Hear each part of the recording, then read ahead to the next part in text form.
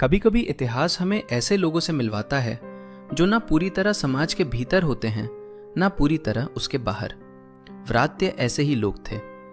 लंबे समय तक विद्वानों ने उन्हें बाहरी, जंगली या वैदिक व्यवस्था के शत्रु की तरह समझा, लेकिन आज जो तस्वीर उभरती है वह इससे कहीं अधिक जटिल है। व्रात्य शायद बाहर के लोग थे ही नहीं, वे वैदिक समाज के अपने ही छूटे हुए लोग थे। छोटे बेटे जिन्हें विरासत नहीं मिली, अस्वीकृत उत्तराधिकारी, ऐसे कवि जिन्हें उनका दान नहीं मिला। यानी समाज से बाहर नहीं, बल्कि उसी समाज के किनारे पर धकेले गए लोग। सर्दियों के कठोर महीनों में वे झुंड बनाकर निकलते थे। काले वस्त्र, पशुओं की खाल, जटाओं जैसे बाल और हाथों में धनुष। उनके आने का अर्थ अक्सर भय होता था। ग्रंथ कहते हैं, अदंड्यम दंडेन घ्नन्तः। वे उन्हें भी डंडों से मारते थे जिन्हें मारना वर्जित था। ब्राह्मण तक उनसे सुरक्षित नहीं थे। यह कोई संतों का समुदाय नहीं था, यह रुद्र के लोग थे। रुद्र जो वन का देवता है, पशुता का देवता है और सभ्यता की सीमा पर खड़ा दिखाई देता है।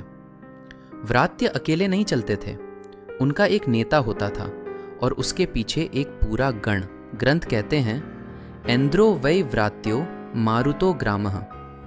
नेता इंद्र का और उसका समूह मरुतों का। जैसे आकाश में तूफान का दल हो, वैसे ही पृथ्वी पर उसका चलता फिरता रूप। इसीलिए कई विद्वान मानते हैं कि व्रात्य केवल भारत की कहानी नहीं है, वे उसी पुराने इंडो यूरोपीय वृक्ष की भारतीय शाखा हैं। नॉर्स बरसरकरों की तरह, ईरानी दैव उपासकों की तरह।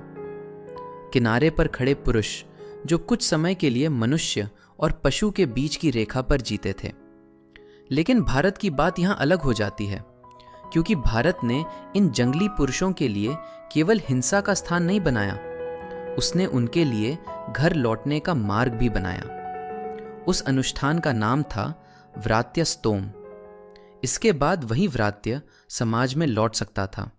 विवाह, गृहस्थ जीवन, संतान और फिर से व्यवस्था।